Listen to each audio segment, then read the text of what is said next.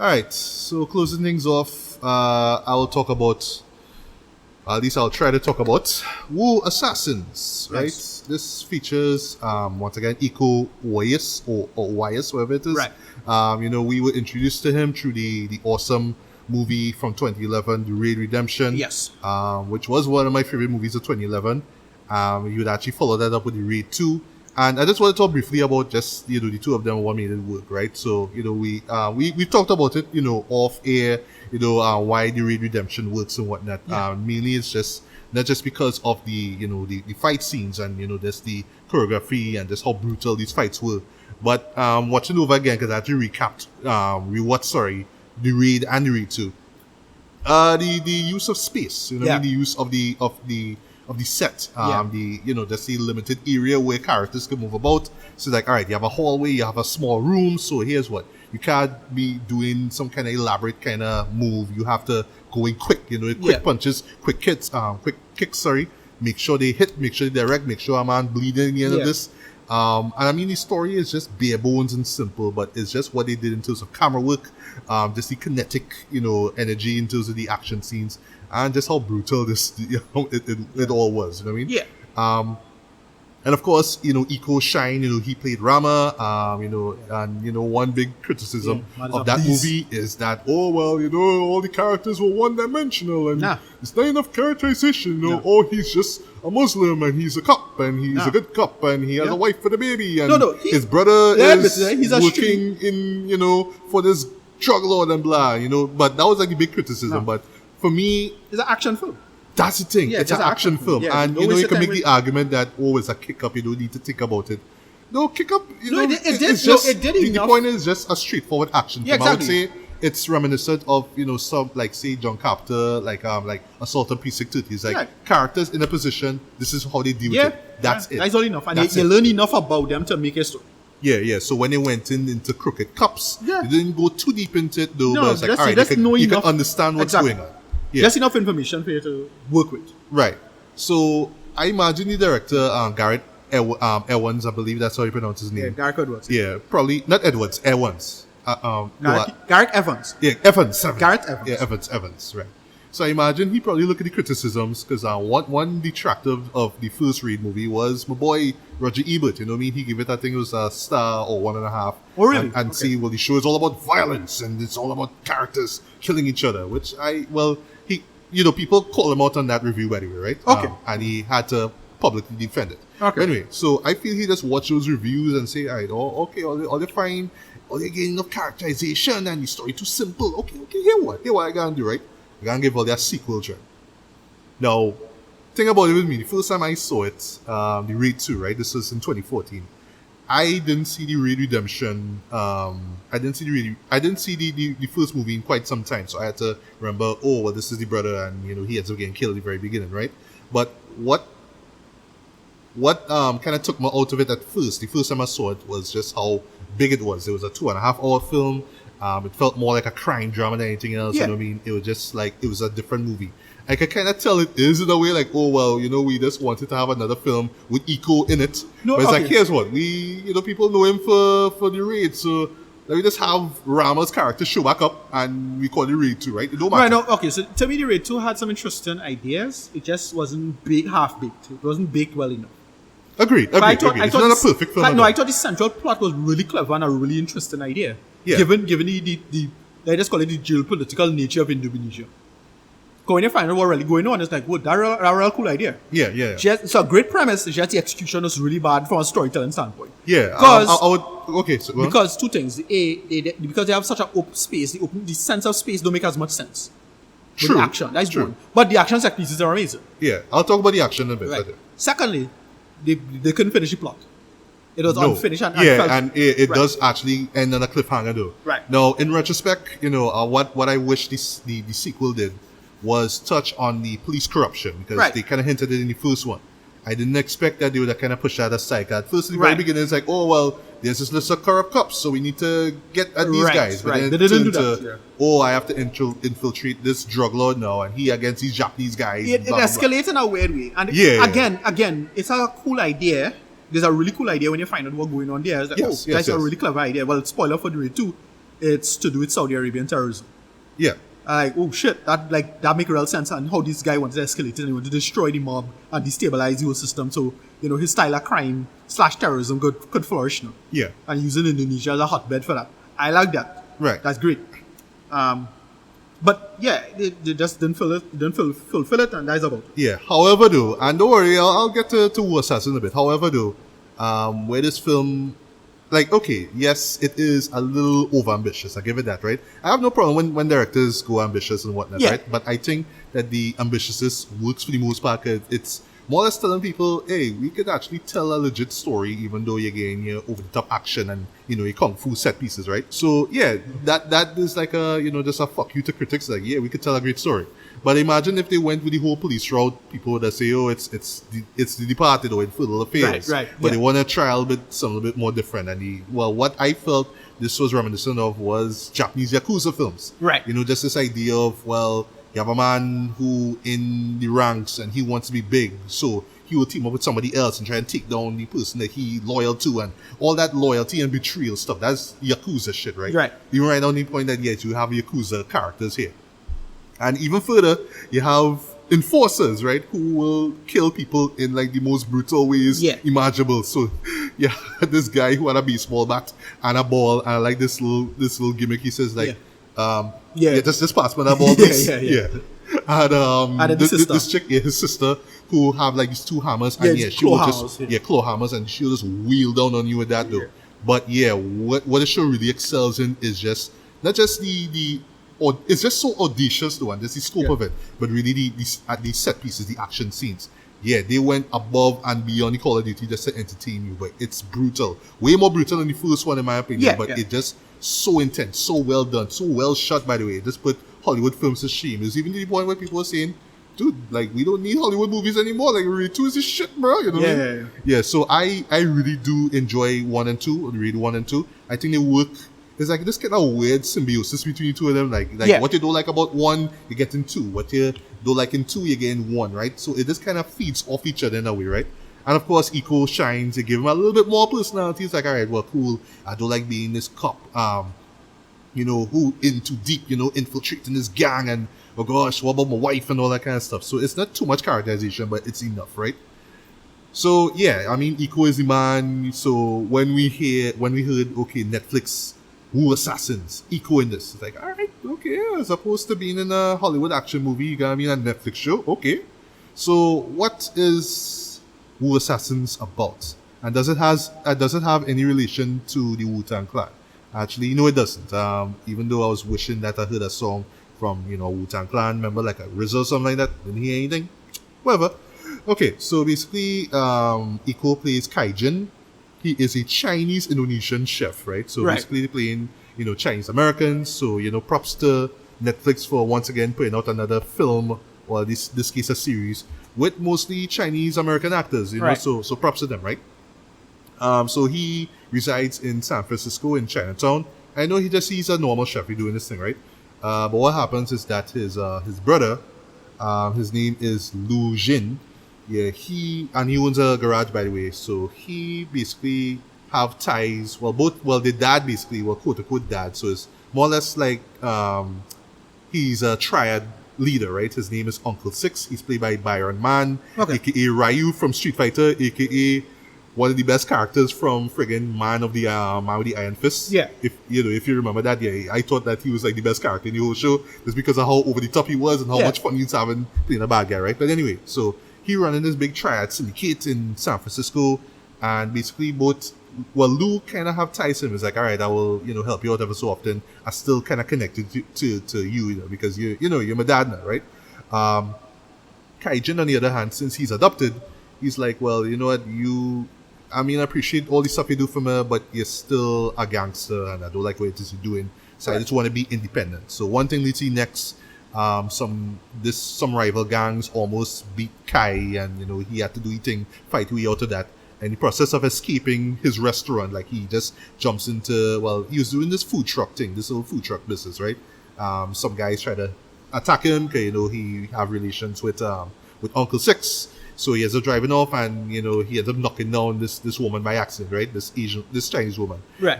This Chinese woman turns out to be her name is Ying Ying, right? And she's this mysterious chick, and then she reveals all this mystical stuff. So we're going into big trouble in Little China mode all of a sudden, right? Right. Basically, what she's saying is that, well, you are the last of the Wu assassins, right? And basically, it's these warriors who are gifted. So, alright, so basically, it's like the 5 elements, right? So it's earth, fire, water, metal, and wood, right? Right. And they all represented with like these parts of a turtle shell, right? Well, that's something like Warriors of Virtue. Remember that bullshit? Yeah, oh yeah, remember that shit? God. Yeah, and basically like, there's like one top piece now, right? I forgot the name of it. It's some Chinese name. And he is gifted that, right? So basically he's given this part, and some sparks come out, some powers, it goes inside of him. And basically he's just assigned this duty to find the 5 warlords basically who have the other 5 pieces and kill them out, right? So what we learn later on in the series is that, one of them was wiped out already. I wouldn't say who, but a few of them actually kind of exist. So basically how they kind of set it up, right? And I thought this was like a kind of letdown for me story-wise. Like I thought it was going to be like some like badass people, like literal gangsters, you know what I mean? Like who just so happen to have these powers because, yes, Uncle Six happens to have, the fire, element, right? And we learn that later on. So I figure all the other characters is just like, criminals or whatnot now. But it just turned out to be like just random people. Some of them actually are bad, you know what I mean? Right. But they're just bad for the sake of being bad. They're not like gangsters and whatnot. So I think in warlord, gangster, whatever, right? But they just end up getting these gifts for reasons, I guess. Yeah. Another character who has one is, his name is Alec McCullough. He's played by Tommy Flanagan last time I saw. Well, he's always show up in a bunch of stuff. He's just like the, if you want Irish gangster type, you know what I mean? Yeah. He was in Sons of Anarchy, playing that tough guy kind of thing, right? So yeah, so he has the wood. He has the wood element, and what happened is that we reveal in episode later on that as I say, he's a Scottish character, right? And he was the rival against Uncle Six, right? But later on we learned that the man was a Highlander, right? So from way back in the 1600s. Yes, I know where you're getting at. Okay. Yeah, go ahead. That's how we get in there, right? Yeah. So we get this whole backstory where Ying Ying meets him and he learn about the powers, blah, blah, blah. So he was going to be a war assassin, but then what happened is that he ended up killing the person who has the wood, power, and he ended up acquiring it because what happened is that his family got killed by this woman who had the water element. So his whole motive is that he wants to revive them now. But because he has the wood thing now, he now has immortality. So yes, you could throw your Highlander jokes there one time. Okay, right. Yes, he is a friggin' Highlander. He's immortal, and yes, he understand that because he lives forever. Well, you love somebody, but the person gonna die eventually, so you're gonna be alone. Well, so, I mean, Highlander shit now. Well, here we are, princes of the universe. Yes. Yeah. Big fucking saw, by the way, right? Yeah. So, yeah, so basically, it's Kaijin with these powers. Well, not so much powers, but just knowing that he has to wipe these people out, and then it's the usual, well, it's your destiny, and blah, blah, blah, blah. And I'll stop right here. So, just off this stuff that I described to you right now, Ricardo. And, to me, this is like the issue with, I would say, Kung Fu movies in general, like, modern Kung Fu movies. Like, when we growing up, you think, okay, these Kung Fu movies are kind of silly. It's just, it's just an excuse for characters to fight, we don't care about story, we just want to see fighting, right? But, like in the 2000s, and, like stuff like the Raid and Raid 2, you could actually add some seriousness to it, right? Some serious story, give characters stakes, characters, stuff that they actually give a shit about. Here, they try to do that. They give us a balance of silly and serious, but the balance is off, like really off. Okay. Like, there will be moments where you swear you're just watching some sort of like, some gangster crime detective stuff. Yes, they have some detective stuff going on. Bad tonal stuff. Yeah, and it's in Chinatown, so we're going up against Uncle Six and this gang and whatnot, and we don't want blood to spill on the streets. Cliche shit, right? And then literally, like with the snap of a finger, well, in this case, you will hear like a sound like a whoosh, right? And then you'll see like Kaijin character to show up in like this sort of the set design for it is cool, but I left thinking that it's mostly CG. You know what I mean? Because they have some fights and you could swear it's like some CG stuff now. Like, they could swear it was all done in a green room. But anyway, so it's like this whole sort of dark street basically in Chinatown. So it's like a lot of fog and whatnot, misty and all that kind of stuff. So it looks like it's in another dimension, basically. And this is where Ying's character would show up and talk to Kaijin and talk about his destiny and show him, different stuff and, blah, blah, blah and all that thing, right? So cool. But when you're hearing all the stuff that she's talking about, and this the way how she delivers it, right? Not knocking on her. It's just the dialogue in it. Like she would say, like, you are the last one and it is your destiny and you must fight this one, and it's like I'm watching a cartoon here. It really feels like that, right? Yeah. But in a good way, you know what I mean? Because it's friggin' Iko, Right, so you want to see your kung fu shit. It's like, all right, I have no problem with martial art fantasy films. Like I remember The Forbidden Kingdom, which had Jackie Chan and Jet Li being one of those, and I really enjoyed that. But that one at least knew what it was trying to be. It was that Saturday matinee kung fu film, but just with a bigger set and bigger setting and a little bit more human and whatnot, right? So it knew what it was about.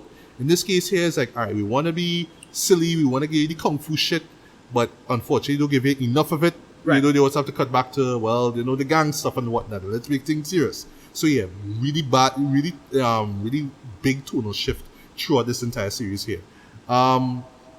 Iko himself, I thought that, for the most part, he was good. Like he delivered his lines fairly well. He could speak a little English. It's just that with moments where he has to be a little serious, and when they give him bad lines, he delivers them really bad. It's like, no, we have to go. It just don't sound good at all. The other characters, they do their part. They fleshed off for, they're serviceable for what they're supposed to do. But it's really Iko who has to kind of pull the weight. He's the man. He has to do everything. I kind of like Tony Flanagan as the wood guy. Basically. Yeah. Even though his backstory and his motivation is just so cliche, just so by the numbers. It's like, well, all right, okay, I kind of get it. Okay. I was really liking Byron Man, who played Uncle Six. I thought that he was great. He had that menacing feel about him. You could tell he was having fun with it. And then also too, just something weird that they do, right? And I got this in the trailer, but I didn't think that they would have. I thought this was going to carry out through the entirety of the show, but unfortunately they stopped halfway, right? So if you notice in the trailer, right, you saw Mark Dacascos in this, right? Right. Yeah. Last time you saw him, right? I saw it. Right. That's what that kind of turned me off with the whole morphin face thing. Yeah. So last time I saw him was, of course, John Wick Chapter 3, right? So the thing is with it, right? So the gimmick with this, right, is that he has the strength, he has the power, basically, of 1,000 monks, right? Right. But the only monk you've seen is Mark Dacascos' character, right? Right. But they do this thing where when he is going up against, like, when he fighting people and he has the power in him, right? He would suddenly morph into Mark Dacascos' face there. So just keep cutting back to Iko and Mark. What make it look bad is that we already have deep fakes. Yeah. And the deep fakes look great. Like, you ever saw this deep fake with this fella turned into Tom Cruise, from SNL. He used to be on SNL. Oh shit. Who's this? Fellows play Barry. You know Barry? Yes. Right, the actors play Barry. Okay, right. I forget the actor. Yeah. I forget his name too. But there's a great deepfake online with him making fun of other actors. But while they're doing it, they do a really clever, subtle change of the face to look like the actor. Right. And that's the deepfake. So we live in an age of deepfakes. When I see that bullshit, I was like, nah, boy. Yeah. Looking terrible, though. It looks terrible, though. And how do you incorporate, too? Because from the opponent's perspective, they're seeing Mark face. Right. But when we see it, it will be like, all right, like Iko will throw a punch, and then the camera will always cut to like the like a reverse shot, and you'll see Mark now. Right. But then it has like this like slight little spoiler, right? So when Kai finally faces Uncle Six, right? Big fight scene, right? Yeah. You will see Iko fighting Byron, right? And they're doing their job, right? And then, like, all of a sudden, like, when Kai is about to deliver the next move, you will see Mark's face. But the thing is, you're not seeing Mark fighting. You're seeing you're seeing Iko doing all the fights. Right, yeah, but that's when you always cut back now to, like, like a little gap in between punches and kicks. You see Mark's face. Yeah, like Mark does not throw a punch. Right. He does not deliver a kick. He doesn't know anything. But like, Mark could fight though. If you're wondering if you're on set at all. Exactly. Mark could fight us. The man been fighting for years. Exactly. We saw him fighting John Wick though. Right. Like, why have him in the first place? And then they just exclude it altogether. But they just do it in such a way that, well, not surprising. Uncle Six finds out, oh, well, this bald-headed chef that was, kicking the asses of my cohorts, Right. of my henchmen is my son, well, my adopted son. Right. Wow, you know what I mean? So why they couldn't have had that reveal like one time? Like why, Uncle Six would be like, oh shit, it's you, you know what I mean? All that stuff. Right. Like you had to have this whole secret identity thing with Mark that don't go anyway, and they exclude that for the second half of the show until like probably the penultimate or the final episode, where you do see Mark's character, you see when the monk gets up and all that kind of stuff. I just deliver some few lines and that's it, but then you're left wondering, so what was the point? You know what I mean? Yeah. Like I understand you want to do something a bit different, but why couldn't it just been Iko and his face doing what he does? Yeah. You have this whole thing with Mark that they don't even develop it, all that more. Kind of dumb. Yeah. And this to me is the overall problem with this. Like it has ideas, it have stuff that they want to do, but it's just execution. It's just they really should have thought about this thing a little bit more. Really kind of develop the make up their mind what the tone is and all that kind of stuff. It's like, all right, we're just gonna give you dumb shit, but then we're gonna give you serious shit, and then we're gonna get to a point where you know what I mean. It's kind of hard to differentiate between the two now. You know what I mean? Because the serious shit is just cliche, and the dumb shit is just too little, too late now. You know what I mean? So it just kind of comes off a little haphazard. So yes, overall, I really wanted to like the show, but I don't know, boy. I was just kind of bored by it at times. I had my little browser up. I was on Amazon, and like I don't know, when a show doesn't have me focus and I going on Amazon looking up cameras and whatnot, yeah, that's trouble. You know what I mean? That's okay. Yeah. And I know people making the comparison with this and Iron Fist. Let me just get this out of the way. This show is miles better than Iron Fist season 1. Right. But at least Iron Fist had a sense of tone. At least it knew what it was trying to be, right? We white boy in Marvel Universe with ancient kung fu powers. That was it, right? This one is Chinese guy with Saturday morning cartoon powers, but he's in another show with gangsters and drug lords and all that kind of stuff. Well, not so much drug lords, but more crime lords, whoever it is, right? So yeah, it just feels like two different shows in one, and just really don't know. They just couldn't fit it properly. Yeah. And yeah, when they go in for drama, when they go in for characterizations, it's like, been there. And then when they go for silly moments, like they're there and they kind of entertaining enough. Like to me, the most entertaining stuff are the fight scenes. Like I thought the choreography wise, it works, right? But then when they go to like the visual stuff, like the VFX heavy stuff. Well, by the way, yes, I know they work with a budget and all that, but yeah, the VFX is kind of laughable. No, that's all. Just on this face changing stuff, it's like, if the fakes would pull us off better, you kind of fucking take it. It's kind of laughable. It's like 90s shit. You're looking like, bad, yeah. Look like, well bad. Like I was thinking, last thing I'll say, and I know this is like two different shows, right? Totally. This is like Kung Fu the Legend Continues, right? You know what I mean? Whereas like, all right, we want to have the detective stuff, but every so often we have to stop and give you the whole Kung Fu monk, I am Kane shit, and that's what it is, right? That's what it felt like to me. But props to Netflix for once again putting out a show with Chinese American actors. I really do want to see more of that. Right. But as far as a season 2, boy, I really don't know if you'll get one. But if we do get one, just like what I said with the white people, they really need to step the game up. They really need to fix the story, characters, all that stuff. So for me, strong 2.5 out of 5. Boy. See it if you have to. Right. If you're a fan of Iko, see it. If you're not a fan, or if you just don't care about those things, skip it. If Iron Fist in particular burn you too much, and you just don't want to see a show with cheesy kick martial art shit, yeah, skip this one. But this could have been so much better.